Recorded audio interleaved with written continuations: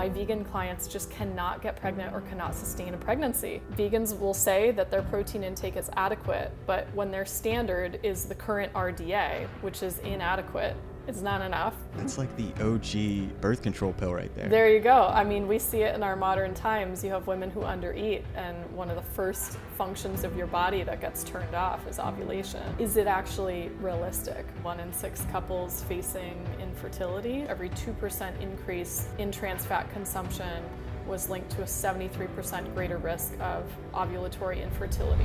Lily Nichols is a registered dietitian, certified diabetes educator, researcher, and best-selling author. Lily's clinical expertise and extensive background in prenatal nutrition have made her a highly sought-after consultant and speaker in the field. She's the author of 3 best-selling books, including her first book, Real Food for Gestational Diabetes. Her second book, Real Food for Pregnancy, is the most comprehensive text on prenatal nutrition to date.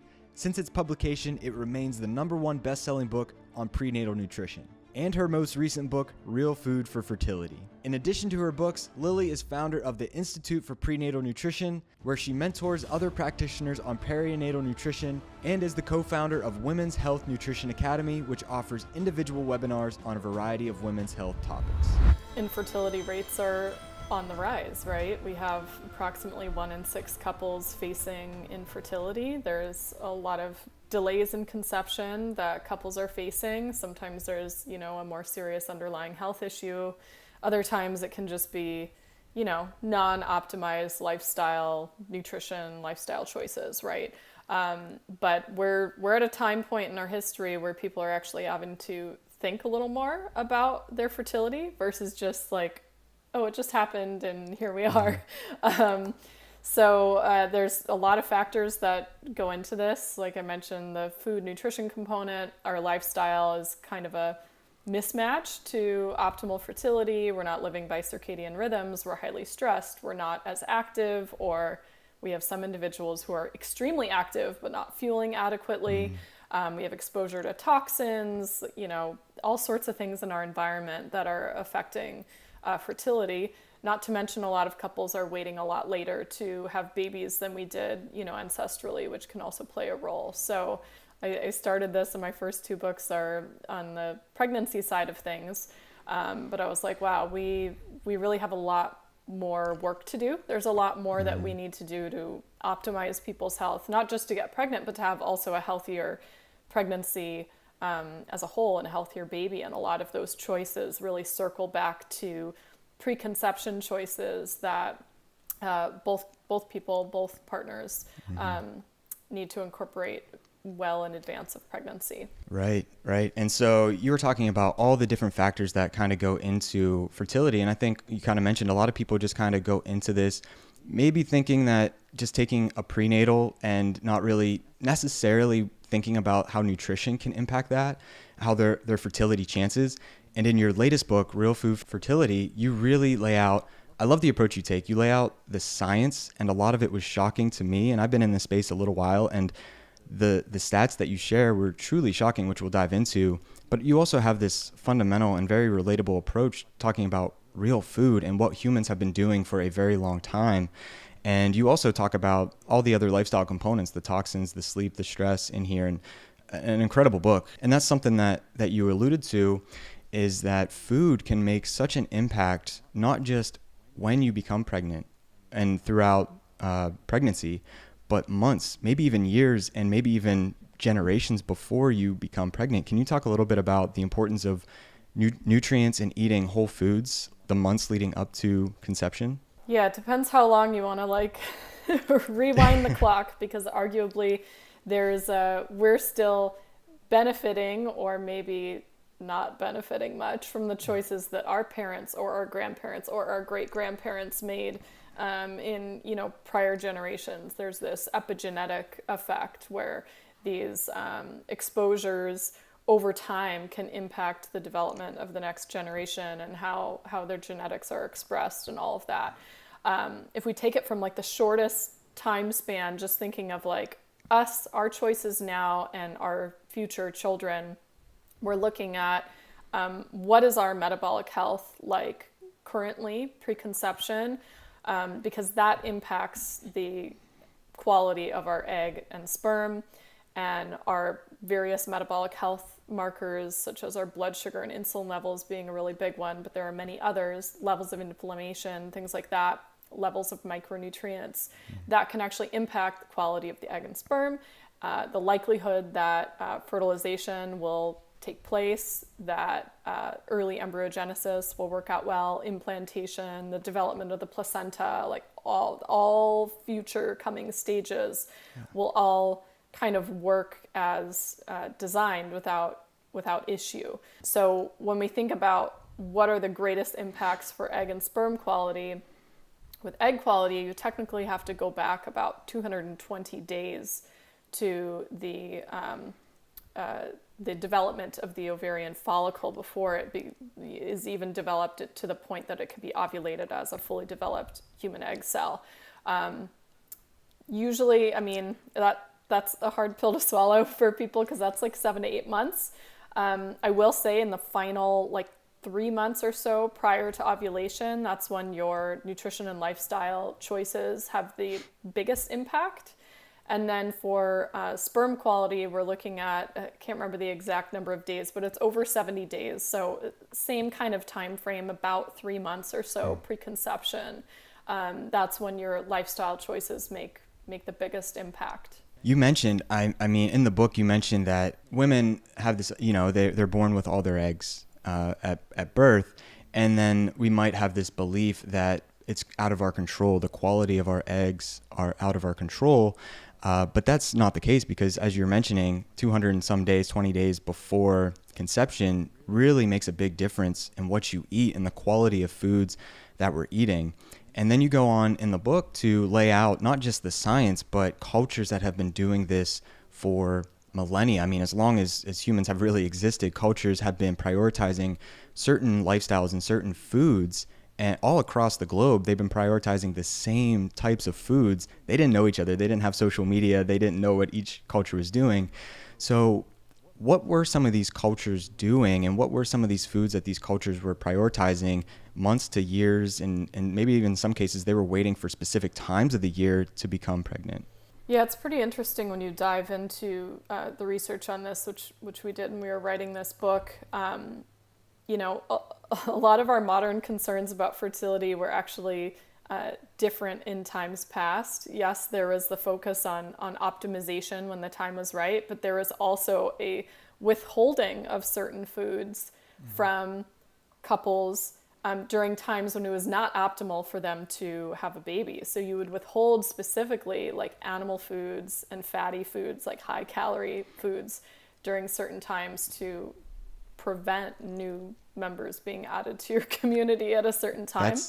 That's like the OG birth control pill right there. There you go. I mean, we see it in our modern times. You have women who undereat, and one of the first functions of your body that gets turned off is ovulation, right? It's like there are not enough resources to grow a baby right now. We're not even going to bother ovulating, right? We're going to take reproduction off the table for a period of time.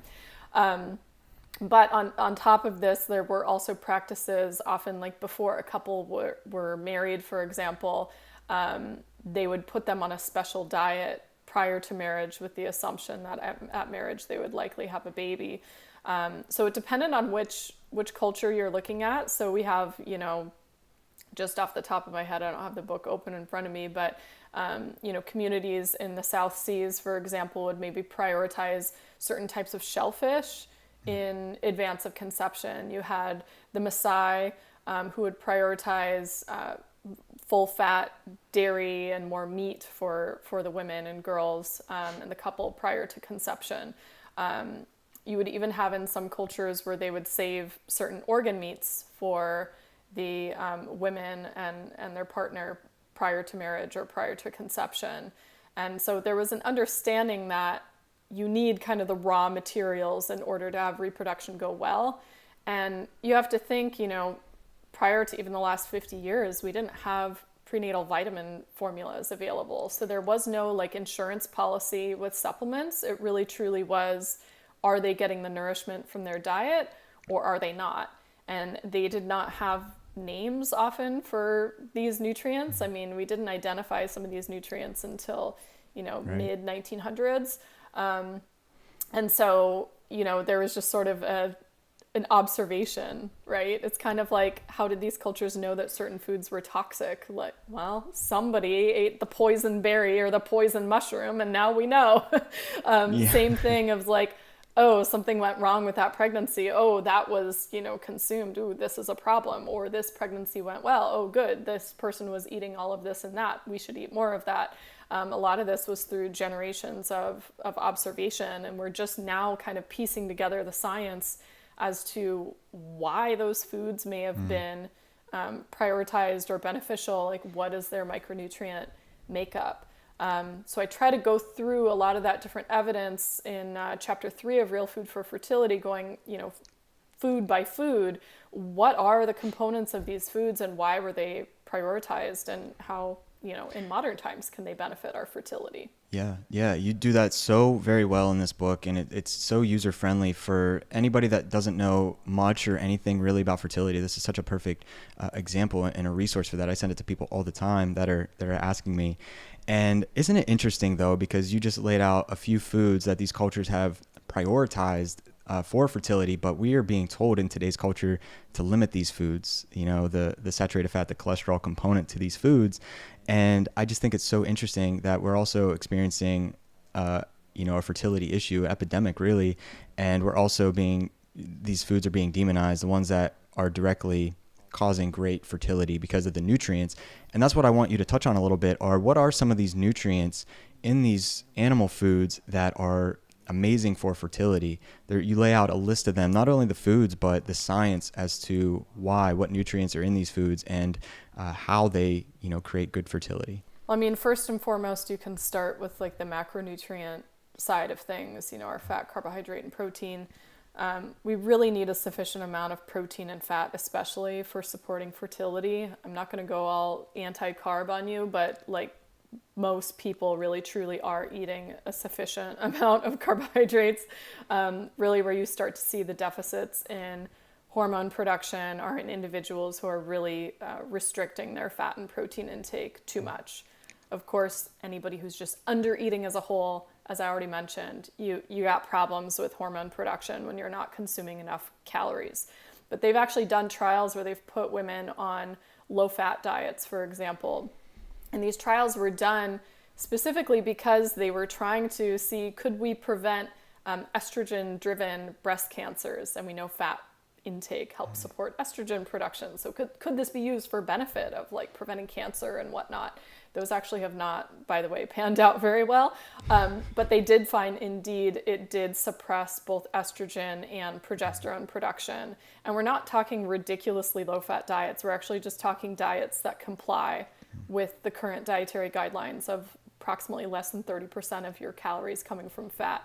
That'll tank estrogen and progesterone levels anywhere from like 20 to 50%. So we really have to be getting enough of the raw materials. All our sex steroid hormones are built on a backbone of cholesterol. So if you're not consuming those foods, you're going to have a problem. We only obtain cholesterol from animal foods. Our bodies do have this backup mechanism for producing cholesterol in our bodies, but yet what happens when these people are not eating enough fat? We see the decline in sex hormone levels. So that's a big one that, like, I just want to lay that out from the get-go before I start kind of getting into the weeds on interesting nutrients. And you mentioned in the book, I mean, specific types of fats. It's not just eating more total fat in general. Calories we need, yes, not under eating, but you mentioned specific types of traditional fats and not just going out and eating random fats that you might find in ultra processed foods and on the store shelves. Right. A lot of it has to do with the quality consumed, right? So yeah, everybody can get like siloed into their little individual, like, oh, we need to just like eat enough of this and not talk about quality. On the other side, you have people only talking about quality or only talking about certain micronutrients that aren't like zooming out enough to see the big picture. So yeah, don't think that I only take a macronutrient focused approach, because you do have to be thinking about the quality. Quality of fats is a big one. Overconsumption of omega-6 fats like you get in the vegetable oils, seed oils, as most people call them these days, or even just in certain animal foods for animals that have been fed a super high amount of seeds in their diet, lots of soy and corn, for example, they actually build up more omega-6 fatty acids in their tissue, and then we're consuming them in that way, right? Those oils are very prone to oxidation, meaning damage, and then they start triggering a cascade of inflammation in our bodies. So we know that excessive consumption of omega-6, for example, will deplete your body's levels of vitamin E. Your vitamin E is trying to fight off that oxidation. Well, guess what? Vitamin E is also really vital to egg and sperm quality. You start to kind of just create more work for your body to try to fight off this inflammation with consumption of those fats. Whereas, animal fats, fats that are high in saturated fat, those don't oxidize easily. They're not actually contributing to inflammation in the same way that these other fats are. So the quality component is definitely important. I believe you mentioned in your book that, and I was surprised to learn this, that actually eggs, or the cells that make up the eggs, are actually comprised of mostly saturated fat.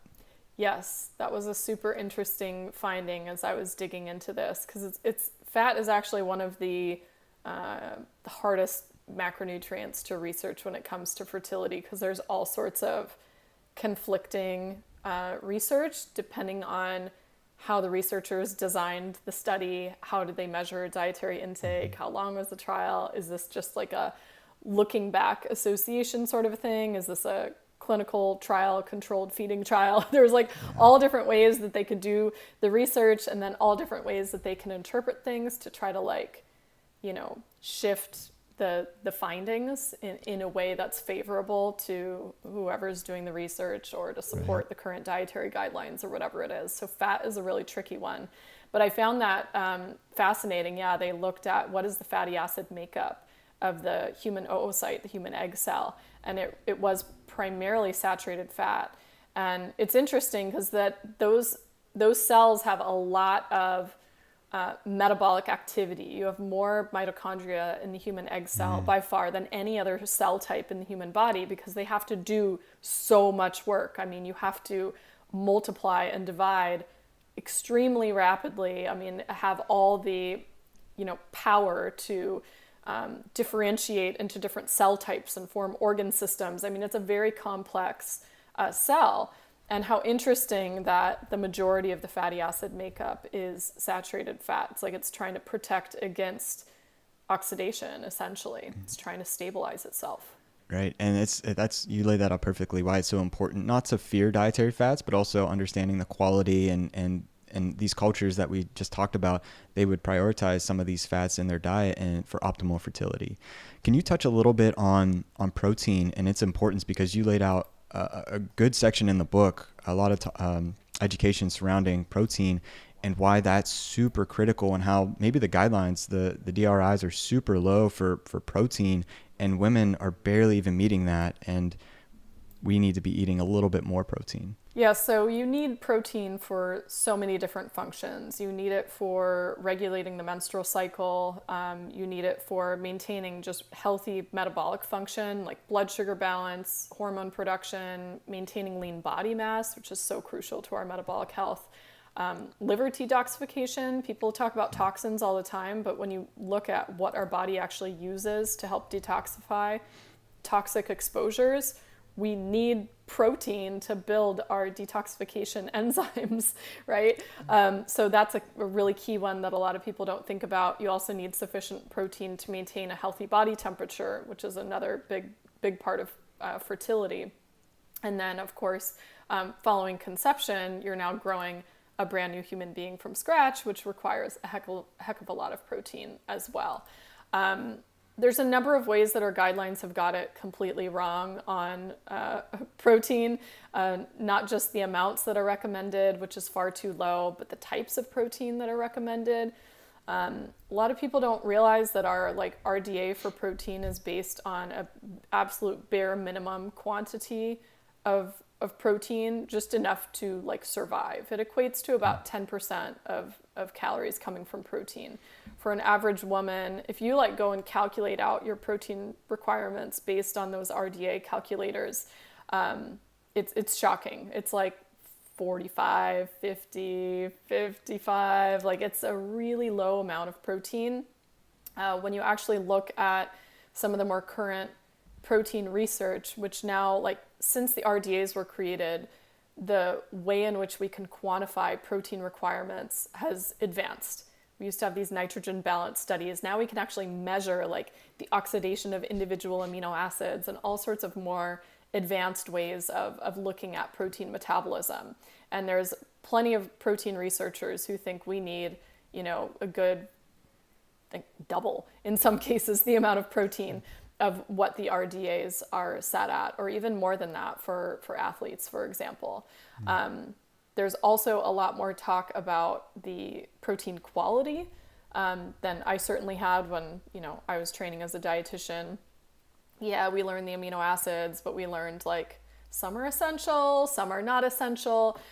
New research has actually revealed that that is a misnomer. There's really never been any evidence that certain amino acids are not required. So that opens up a whole can of worms when you talk about people who are not consuming animal foods, because there are certain amino acids that are actually only found in animal foods or only found in sufficient quantities in animal foods. So just because our body has the ability to create some of these amino acids from scratch, is it really optimal for us to not be consuming those whatsoever? And there's a number of examples of some of these amino acids that I cover in the book: creatine, carnitine, taurine, and some others that actually are really helpful for supporting optimal fertility that you're just not going to find in plant food sources either at all, or just not in sufficient concentrations. Yeah, that's a really nice segue, because before we touch on ultra-processed foods and some of these food ingredients that you might find in ultra-processed foods that might be harming fertility, let's jump in and talk about maybe the challenges of a vegan vegetarian diet, because you have a whole chapter dedicated to this in your book, and we're talking about the importance of getting in these nutrients found in animal foods. What might be some, with a huge plant-based push in our culture today and the demonization of these animal foods, many women, men and women, because a lot of your discussions in here focus towards men as well, and I think you cite like half of all cases of fertility issues are attributed to the man in the relationship, which was shocking to me. What are some of the challenges for a vegan vegetarian approach for fertility? Yeah, I've before I dive into that, I just want to say I've kind of tried to dance around this conversation in my previous books, right? It's like, why talk about the thing that is not optimal? I'm just going to talk about what is actually optimal. So I don't talk about vegetarian diets at all in my first book. And then in Real Food for Pregnancy, I throw in a little section at the end of the chapter all about foods to emphasize, many of which are animal foods. And then in this book, it was like, okay, we're just doing a full chapter here because these things need to be said and nobody is saying them. So when it comes to a vegan or vegetarian diet, a big consideration is the micronutrient intake and the amino acid intake. So briefly, there's certain micronutrients that may be missing entirely, such as vitamin B12, taurine, carnitine, creatine. There may be some that aren't provided in sufficient concentrations in plant foods. So even though they're there, there's no reasonable way for somebody eating a normal amount of calories to get enough of these nutrients.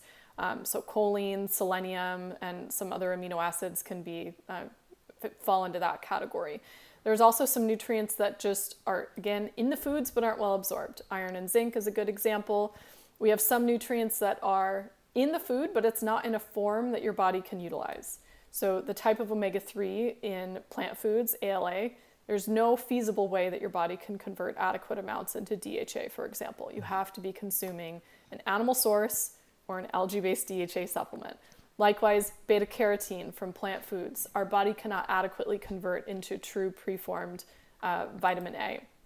And then there's also some nutrients that it's possible you could get enough of them from plant foods, but there's found in such in sufficient concentrations in such a limited number of plant foods that most vegetarians and vegans are under consuming them. So vitamin K2, unless you're consuming natto on a regular basis, you're not going to get enough K2. Iodine, unless you're eating seaweed on the regular, you're not going to get enough iodine. So it comes down to is it actually realistic?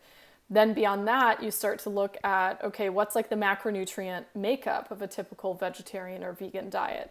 And you see really high intake of carbohydrates, precisely the proportion of the diet coming from carbohydrates that's been associated with infertility in other studies. So most vegetarians are eating 60% or more of their calories from carbs. This drives significant blood sugar dysregulation, which is precisely what I've seen in clinical practice and the majority of vegetarians that I've worked with. You have low amounts of protein. Vegans will say that their protein intake is adequate, but when their standard is the current RDA, which is inadequate, it's not enough, then you're lacking a number of different amino acids. So that adds to its own issue. The protein quality also isn't good enough. So even if you are consuming so-called enough protein, you actually need to be going like even harder on the protein because your body has to do so much metabolic work to try to create these other amino acids that you're not consuming or not absorbing well. And then finally, you look at the fat quality, and the majority of fat intake on a vegetarian or vegan diet is from omega-6 sources. So their fatty acid, ratios are completely off. Then on top of that, you look at like caloric intake of a typical vegetarian or vegan, and their calorie intake is often too low. So, when you have a typical vegetarian woman only eating like 1,600 calories a day, no matter what the diet is made up of, that's not enough energy for an adult grown woman to maintain her hormone production. So yeah, there's like a number of different ways you can look at it, but it's just, it often just doesn't work very well unless you put in a really significant amount of effort. And we do outline tips to optimize a vegetarian diet for individuals who want to still embody that dietary choice. We're of the opinion that a vegan diet is inadequate. Consistently, you hear from fertility practitioners. I can't tell you how many fertility practitioners have reached out to me thanking me for this chapter specifically, because they're like, this is what I see in practice. No matter how much we do to optimize, my vegan clients just cannot get pregnant or cannot sustain a pregnancy. And yeah, this is why. Yeah, I'm so happy that when I got your book, I saw that chapter, because time and time again, you've heard these stories of women, men, they tend to struggle a little bit when they go fully vegan or vegetarian, and it takes maybe some months or a couple years. But your book is titled Real Food for Fertility, and if you're coming from an ultra processed food diet, which we'll talk about, going to eating just more whole foods in general, plants, animals, that's the goal for me, is to help people with that and just eat more whole, real foods. But you outline this beautifully and just lay out some of the struggles that women may be going through if they aren't eating enough calories or protein or some of these nutrients found in animal food. So thank you for putting that in there. It's going to help so many people. On that, let's talk about ultra processed foods and maybe some of these ingredients, because a majority of our diet in American culture today is coming from ultra processed foods. I mean, I believe it was in JAMA, Journal of the American Medical Association, found that over 60% of our adult calories are coming from ultra processed foods, even more for our children under the ages of 18. And so this is a major issue, and there's a lot of ingredients in there that you highlight in your book that may be causing some issues for fertility. Can you talk about those? Yeah, sure. So our ultra processed foods are a mess. I mean, as you said, the majority of calories in the American diet is coming from those foods. The majority of added sugar that comes in, 90% of added sugar intake, is in the form of ultra processed foods. It's not people adding like a teaspoon of sugar to their coffee. It's like these sodas and fake fruit punches and ultra processed desserts and whatnot they're really driving this sugar intake.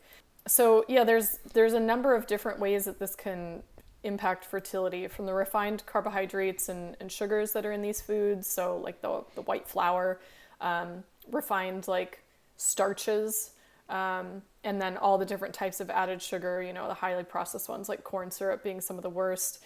They really drive blood sugar imbalance. We get this huge blood sugar spike, which then necessitates a huge surge in insulin to try to bring our blood sugar levels down. You have glycation happening within your body, which is driving inflammation. You know, more nutritional resources and more of your body's resources have to be put to use to like quell the inflammation caused by this blood sugar spike and all these damaged proteins from, you know, this high consumption of sugar and refined carbs. Another issue with the ultra-processed foods is they can be a source of artificial sweeteners. And there's a number of artificial sweeteners that have been shown to have a negative effect. Some of them can actually trigger higher blood sugar levels or trigger the surge of insulin. Some of them can also impact the microbiome, and we need a healthy microbiome to support fertility, to support absorption of nutrients, detoxification of different chemicals. There's even certain nutrients that are manufactured in the gut itself. So we definitely need to be careful with the amount and types of artificial sweeteners that are consumed. Another issue is the quality of fat. So oftentimes ultra-processed foods are fried in these seed oils, which we've already talked about, or maybe they're created with trans fats. Of all of the different types of fats, the trans fats are actually the most strongly linked to infertility of any of the other types. There was one study that found that in women of reproductive age, every 2% increase in trans fat consumption was linked to a 73% greater risk of ovulatory infertility. So we really do need to be careful about making sure those are not in our diet. So checking ingredient labels and checking for partially hydrogenated oils.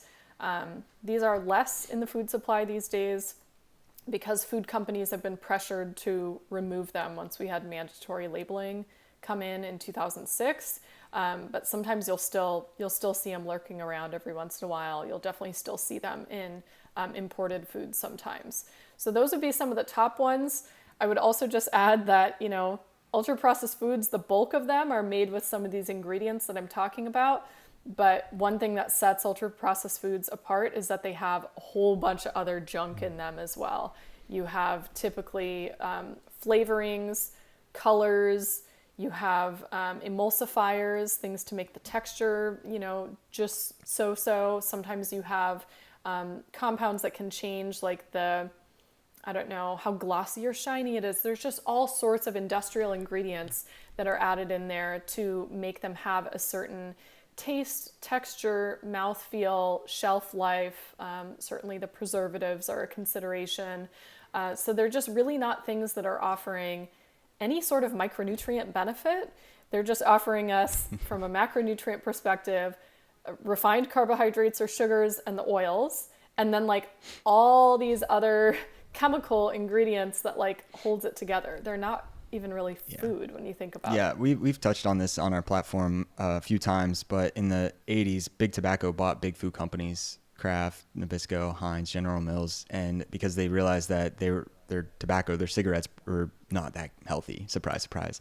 And they were really skilled at marketing the cigarettes towards the public. So they bought big food, and they became increasingly more addictive over the next couple decades. So in the early 2000s, I mean, that's when you realize like Cheetos and Doritos, and they have scientists that are literally creating these foods to make them highly addictive so you can't put them down.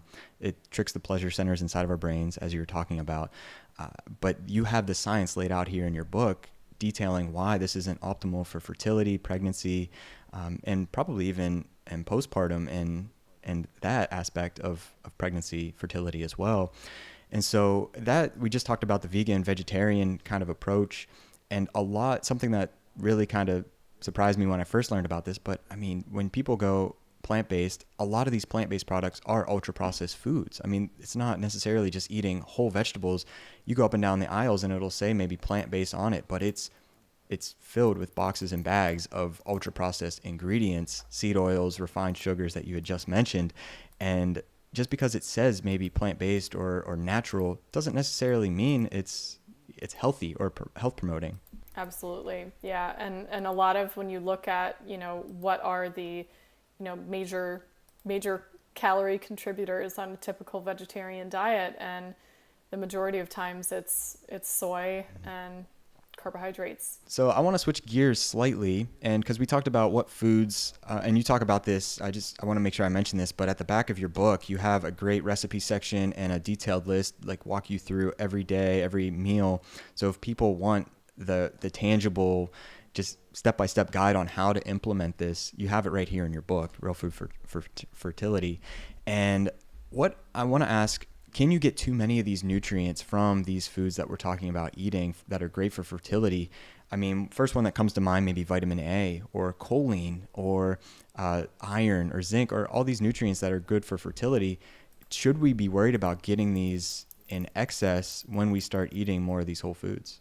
So probably out of all of those nutrients, the only one that's a possibility would be vitamin A, but it's pretty tricky to do unless people are taking in a lot of liver, and we could talk more specifically about that if you want. It's pretty unlikely that they're going to be overdoing it. So I mean, first off, our DA for vitamin A is set at a very, very conservative level. The recommendations we have in the book on liver, I think, are also still on the conservative side, but we recommend about 3 to 6 ounces per week.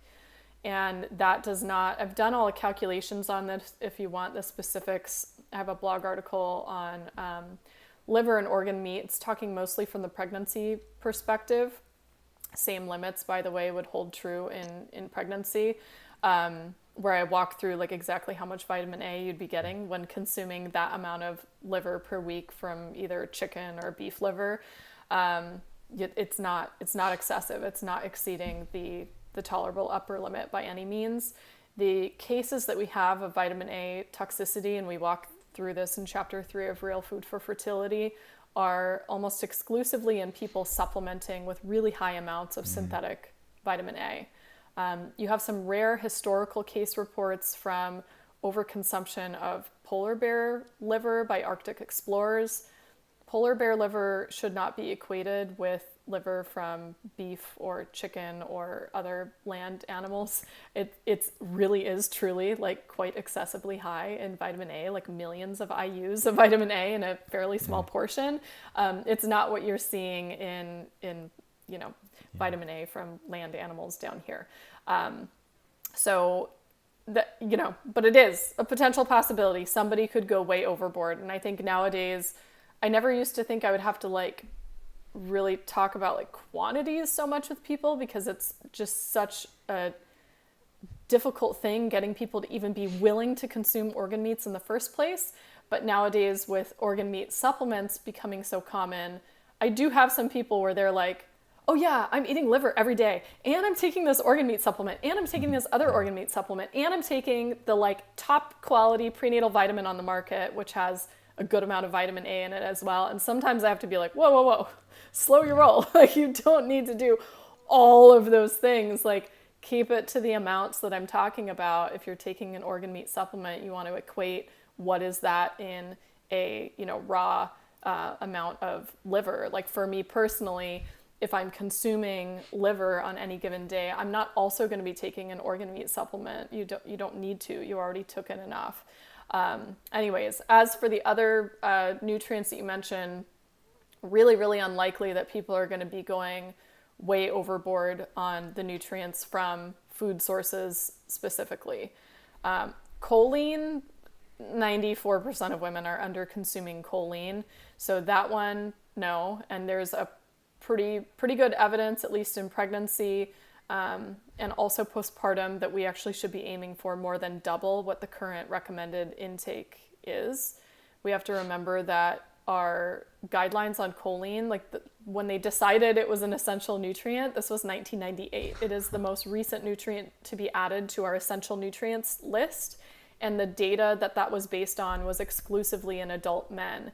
So our estimates for women are all just based, it's mathematical estimates. Women are generally smaller than men, therefore they need slightly less, and then they add a little bit extra for pregnancy and lactation.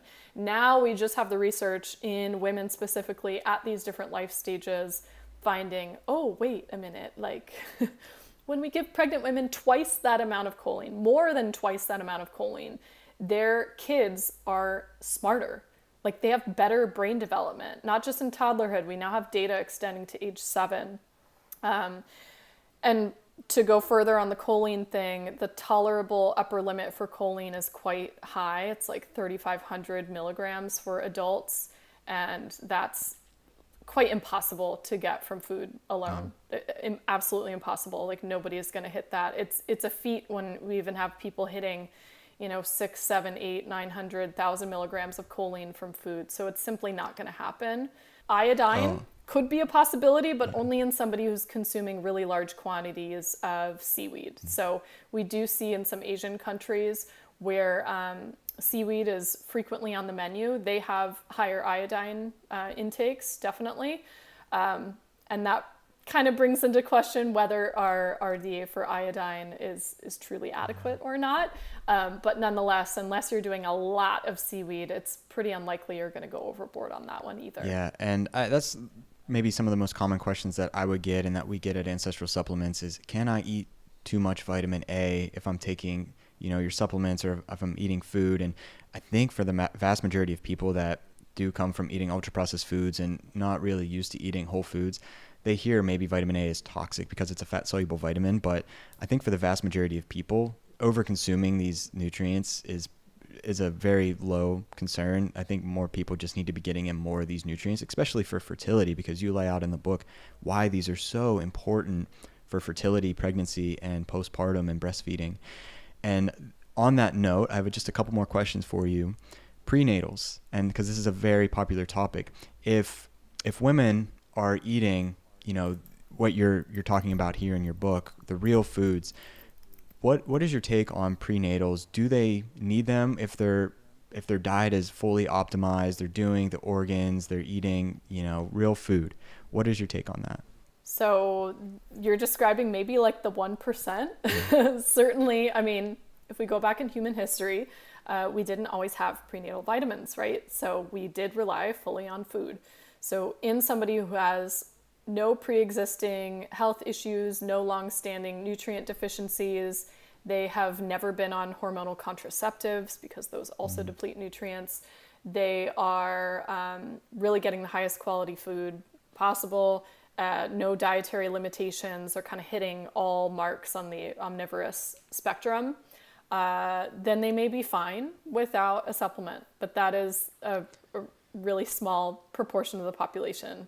I will even say myself, I've been eating an ancestral style way since I was a teenager. And I did micronutrient testing right before my second pregnancy. And I was surprisingly low in a number of different things. And vitamin A, by the way, was one of them, which is surprising because I was one of those, consuming liver on a fairly regular basis people. And still, like, just the depletion of pregnancy and long-term lactation with my first baby, that probably had depleted me somewhat in my nutrient stores. So I did still supplement. But yeah, somebody who has it fully dialed in, maybe not. They might be okay. You could, out of an abundance of caution, run a micronutrient analysis, work with a well-trained nutritionist or dietitian or functional health practitioner, and just see where you're at. And that would give you the peace of mind either way. But it's a surprisingly small percentage of people who I think are truly hitting the marks. I work with health practitioners in my Institute for Prenatal Nutrition. It's a mentorship program, and one of the things we work on is micronutrient analyses. And most practitioners don't do this, by the way, but like taking a full dietary intake and running a micronutrient analysis, it is surprisingly hard to hit the mark for a number of different nutrients without really dialing it in. It's like, okay, we got like the liver in here, we got like some oysters coming in, we have like multiple eggs, we have this leafy green, we have this citrus fruit, we have, it's hard to hit the marks for everything, especially on a daily basis. And then you just take, what we're in for in our modern lifestyle of like the toxin exposure, which has to we burn through more micronutrients, trying to detoxify those, and the poor sleep, and then you add hormonal contraceptives, having a baby, lactation, stress, and we see, quite a bit of nutrient depletion. So I'm never going to say no, not whatsoever. That doesn't make sense to me, but I do recommend them for the majority of people. I think a lot of us do need a little extra help of Yeah. supplements. Do you have any good recommendations of ones that you've seen? Because I'm sure there's a wide range of prenatals out there that maybe aren't the best, that don't have the right ratio of nutrients or the right amount of choline in them. Do you have any just particular recommendations? Yeah, definitely. So I like two brands are the top of my list. Fullwell, that's a dietitian formulated brand, really high quality, and also Seeking Health Optimal Prenatal, also a company run by a health practitioner, really stringent quality control standards.